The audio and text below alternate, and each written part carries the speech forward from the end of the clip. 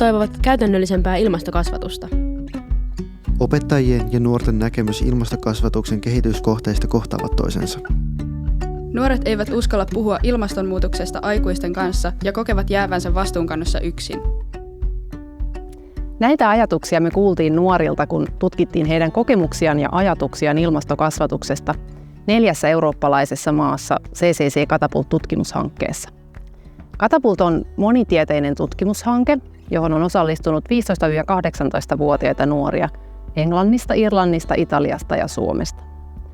Me ollaan oltu erityisen kiinnostuneita siitä, minkälaisia erilaisia arvoja ja käsityksiä nuorilla on ja miten nuoret toimii arvojensa ohjaamina. Meillä on ollut koko ajan mukana tekemässä tutkimusta myös nuorten toimintaryhmä JAP. Heidän kanssaan on pohdittu, mitä ja miten nuorilta kannattaisi kysyä näistä asioista. Nuorten ryhmä on myös auttanut meitä tulkitsemaan tutkimuksen tuloksia ja viestimään niistä. Me JAPit ollaan eri-ikäisiä lukiolaisia. Me ollaan täydennetty tutkijoiden ajatuksia ja sitä, mitä he ovat halunneet tutkia, ja niitä kysymyksiä, mitä heillä on ollut. Me ollaan vähän ehkä korjattu niitä siitä näkökulmasta, että pitääkö nuoret niitä relevantteina, mikä on hyvää, mitä kaivattaisiin lisää. Tämän tutkimuksen tuloksiin syventyessä me havahduttiin siihen, että nuoret ei ole yhtenäinen massa, vaan myös nuorten keskuudessa mielipiteet aiheeseen liittyen todella vaihtelevat.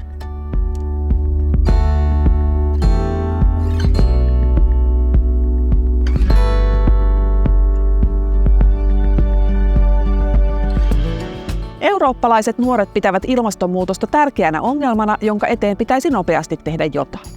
He ajattelevat, että aikuiset eivät ymmärrä ongelman vakavuutta yhtä hyvin kuin he, eivätkä toimi tarpeeksi. Nuoret siis kokevat, että he ovat perineet tämän ongelman edelliseltä sukupolvelta ja heidän odotetaan ratkaisevan se, vaikka heillä itsellään ei ole valtaa tai mahdollisuuksia toimia. He toivovat, että yhteiskunta mahdollistaisi ekologisemman elämäntavan, eivätkä ratkaisut olisi yksilöiden uhrausten varassa.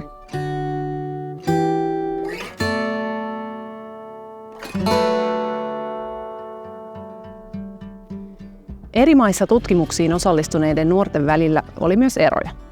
Suomessa tutkimukseen osallistui nuoria Tampereen alueelta. He pitivät ilmastonmuutosta vähemmän tärkeänä ongelmana. Tuloksista kävi ilmi, että suomalaisten vastaajien ymmärrys ympäristöasioista on huolestuttavan alhainen. Tästä huolimatta kyselyn mukaan he itse ajattelivat tietävänsä riittävästi, eivätkä siis kokeneet tarvitsevansa enempää tietoa. Se on ironista, että kun suomalaiset ajattelee, että me ollaan tosi edistyneitä kaikessa, mutta sitten se todellisuus näyttääkin vähän eriltä.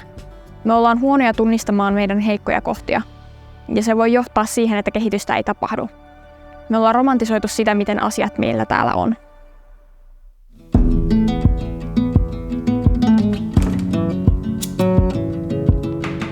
Kaikissa hankkeen maissa nuoret olivat aika tyytymättömiä kouluissa saatavaan ilmastokasvatukseen.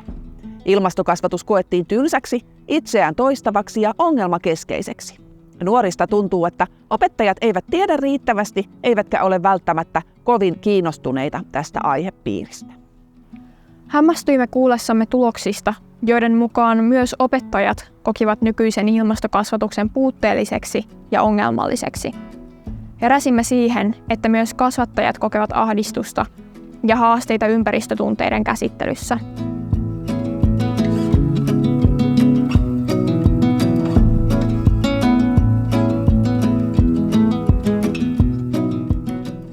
Meidän mielestä kasvattajilla on oltava tarvittavat tiedot ja taidot ennen kuin he voivat todella auttaa nuoria esim. Heidän ympäristötunteiden rakentavassa käsittelyssä ja ilmastoajattelun kehittämisessä. Ilmastokriisi on yksinkertaisesti niin merkittävä aihe, että siitä opettaminen ansaitsee enemmän aikaa ja resursseja.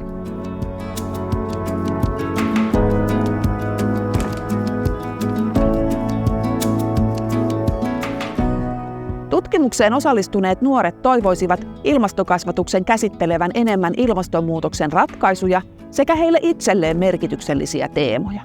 Esimerkiksi ammatilliset opiskelijat haluaisivat tutustua nimenomaan oman alansa ilmastotyöhön. Nuoret kertoivat, että parhaiten ilmastoasioita voisi oppia ympäristössä, jossa on avoin ilmapiiri keskustelulle. Luontoympäristöjä, museoita ja näyttelyitä pidettiin myös hyvinä oppimisympäristöinä ilmastoaiheille.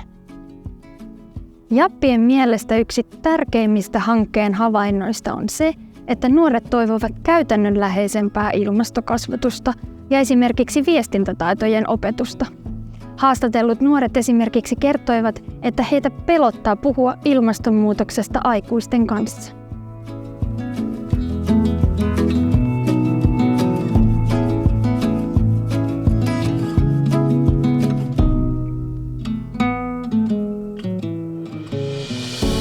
Olisi tärkeää, että samat asiat eivät toistuisi joka vuosiluokalla ja opetus olisi monipuolisempaa, eri näkökulmista ilmastokriisiä tarkastelevaa. Myös keinoista vaikuttaa ilmastonmuutoksen hillintään pitäisi kertoa laajamuotoisemmin. Kouluissa voitaisiin esimerkiksi tehdä projekteja, joiden kautta oppilaat itse pääsisivät miettimään ratkaisuja sekä oivaltamaan ja ymmärtämään kokonaisuuksia. Eri näkökulmien käsittely olisi tärkeää myös siksi, että osa nuorista kokee esimerkiksi kovaa ilmastoahdistusta, samalla kun osasta tuntuu, että ilmastonmuutoksen katastrofaalisuudella mässäillään. Tarvittaisiinkin näkökulmia ja lähestymistapoja, jotka toisivat aiheen kummallekin ryhmälle turvallisesti lähemmäksi omaa arkea ja loisivat toivoa. Nuoret toivoivatkin ilmastokasvatuksen helpottavan ilmastoahdistusta. Toiminnalla on yhteys toivon tunteeseen ja nuoret ovat toivoneet kuulevansa monipuolisemmin erilaisista keinoista toimia ilmastonmuutoksen hillitsemiseksi. Kaiken kaikkiaan on selvää, että kokonaisvaltaisen ilmastokasvatuksen kehittämiselle on tarvetta. Myös opettajan koulutuksessa täytyy ehdottomasti miettiä, miten eri oppiaineiden opettajille varmistetaan riittävät valmiudet vastata nuorten kysymyksiin ja tuoda ilmastokasvatukseen oman tieteenalan näkökulmia, niin että ilmastonmuutoksen käsittely olisi niin tylsää ja toisteista. Ihan jokaisella koulun oppiaineella on omaa annettavaansa ilmastokasvatukseen.